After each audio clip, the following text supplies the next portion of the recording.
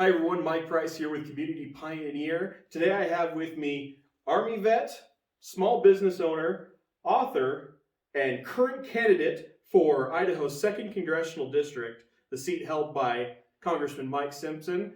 Welcome, Flint Christensen. It's good to have you. Thank you for having me. So, Flint, tell me a little bit, and our viewers, about yourself. Well, I was born and raised in Rigby, Idaho. I come from a family of 13 children and 13 stepchildren. My great-grandfather was homesteaded the property and built our first house there in 1885, I believe it was. So I'm born and raised here in Idaho. I have a lot of passion and love for Idaho, and I guess that's kind of why I'm doing this. So tell me, why are you running for Congress?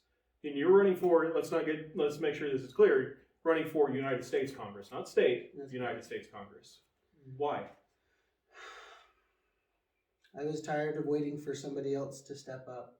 I was tired of these out of control budgets, and I looked at the candidates that we had as of right now, and I didn't think for a second that either one of them would put a stop to the omnibus, massive government spending, the overreach. I'm tired of states, not just ours, but especially ours, playing second fiddle and begging for funding scraps from the federal government, and I believe that that is fundamentally wrong. I didn't think any candidate would step up, so I'm doing it. So Flint, you're going to be taking on Mike Simpson, Congressman Mike Simpson, who's been in office for close to 30 years, I believe. What's kind of your strategy there? Because you're coming in fairly unknown from Shelley, Idaho, to take on a congressman who has years and years of campaign experience. Now, I know we've seen this happen, for example, in New Jersey. A truck driver came in and took out a similar sitting congressman. So how would you plan on doing it? Well, I guess, first of all, I'd say that I'm not running against Mike Simpson. I'm running for Idaho. So I'll kind of let him pick his battles with the other opponent and they can fight it out. As far as taking on somebody who's been in office so long that I've done elementary school homework memorizing his name, I think that is indicative of kind of the failed process. How is it that more people aren't engaged? And that's kind of what started this ball rolling for me. Is I kept looking for somebody else to step up. Who's going to step up that's not going to push through these massive bills, who's truly going to defend states' rights? And I haven't seen it in the last 30 years. I don't believe I've ever seen a bill passed in my lifetime that I could support. And it's gone crazy. It's running away. And there's this sense of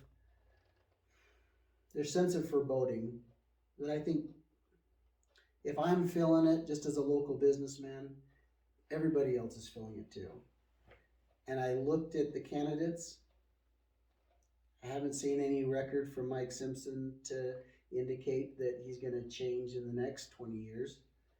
And I don't see anything from the other guy that he's going to put a stop to this massive spending in budget.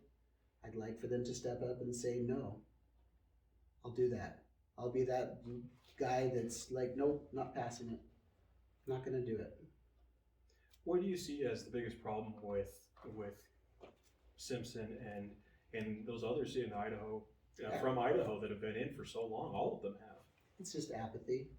It's people staying disengaged. It's people waiting for the general election to voice their opinions, and it's already handled and dealt with in the primaries. I wish people would step up. I wish there was 20 different people campaigning for Congress in the primaries. Whittle it down. Get the people involved so that they can vote on principle, not just on politics. And Idaho's politics it's garbage right now. Everybody knows it. So tell me, if you were to be elected, well, I guess let me ask you this first. You mentioned earlier that you're not running against Mike Simpson. You're running for Idaho. Could you explain that a little bit more?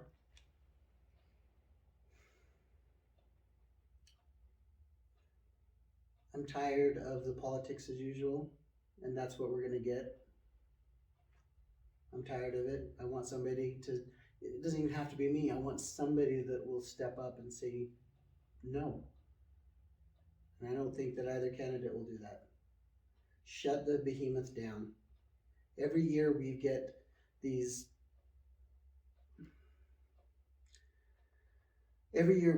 massive bills that come through, and they're like, oh, we need to save our budget. And so they push forward an emergency bill. Somebody has to have the backbone to say no. If that's going to force the government to shut down, shut it down. I'll shut it down.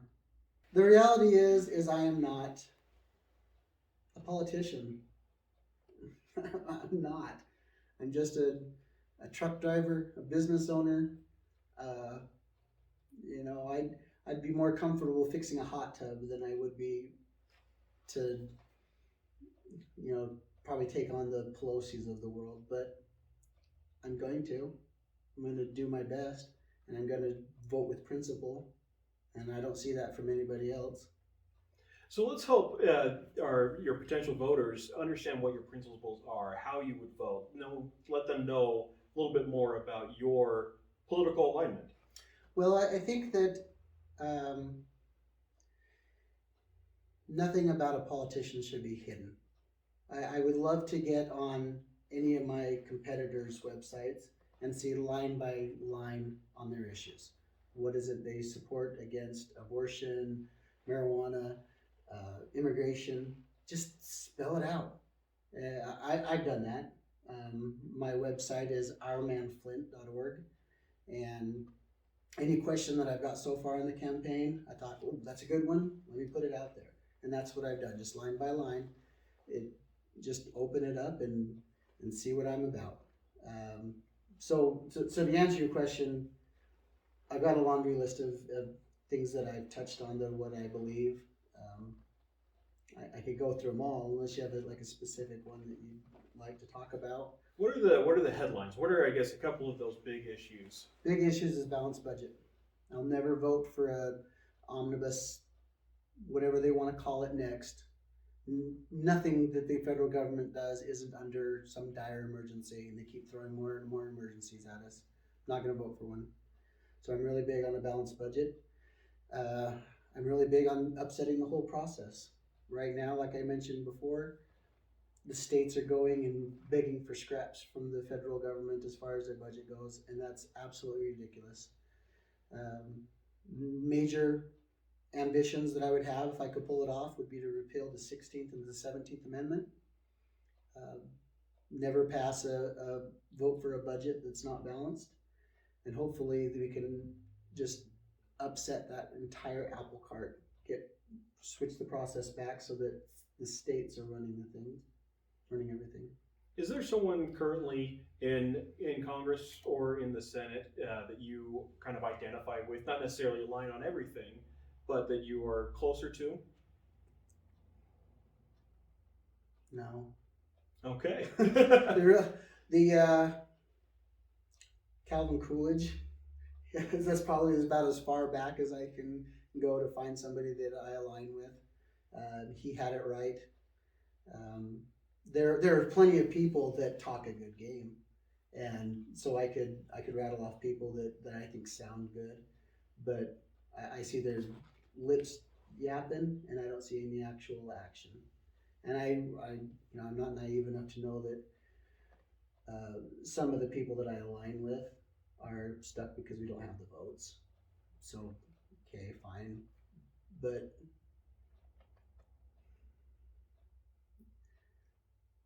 I just wish somebody would actually stick with the principles, even when it's a hard thing, and stick with the vote. Mm-hmm. Pick anybody that voted for any of these omnibus package. I don't care if there's an ROD by their name. I think that's reprehensible. So how would you represent Idaho if you were elected? I would represent them with conservative values.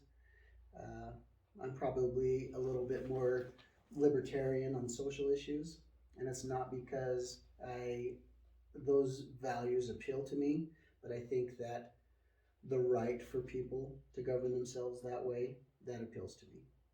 You know, take a hot button item like marijuana.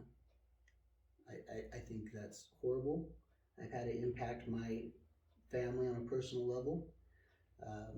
I would never support it locally. Do I think that a state has a right to vote differently than each other states? Yes, I believe very strongly in states' rights. So if California wants to put that in there, I think they should have the right to do it. Even on a local level, you've got communities in Idaho that have passed these barbaric, and I do believe they're barbaric, mandates regarding COVID based on no scientific evidence at all. And they've pushed through these horrendous edicts and mandates through on a community level. And I'm appalled, and I do not support it at all. Do I support individual communities to be able to govern themselves as they want to? Yes. I wish so much that people can get back to the values of a true representative government. I think that's how we should be governing ourselves. Let's get back to your campaign a little bit. If I understand right, you're not planning on doing any traditional fundraising. Is that right? No, you go on our website and it tells you to donate to worthwhile causes in Idaho. There's plenty of them. So why is that? Why are you going to spend your money on campaign, on political? It's just garbage. And you know, I'm not saying that just because I'm at the bottom working my way up. I've maintained that stance forever. If you can't reach your constituents on matters of principle, then you've already lost. And if you have to change your principles to get them, then you've already lost. Is there anything else you want the people of Idaho to know about you? I am a man of principle. I've proven it my whole life.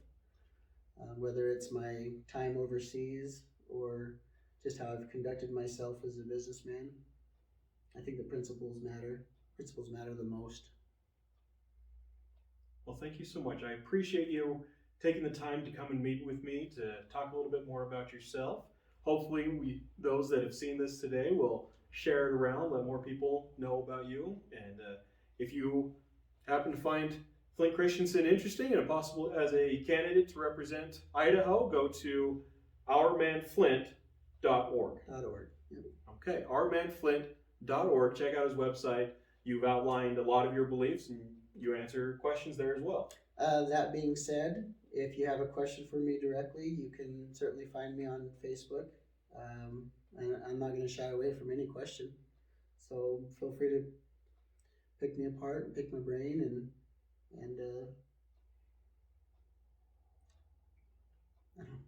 I don't have a catchy phrase. I love Idaho. So maybe we'll come up with one a little bit later. But I do think it's important that the primaries are traditionally not, people don't vote in the primaries, and they especially don't vote in the kind of an off season where there's no presidential candidate. And I think now is a fantastic opportunity to vote with principle. I hope you support me. I hope you support what I'm about, and I appreciate it. Thank you. Okay, thank you so much.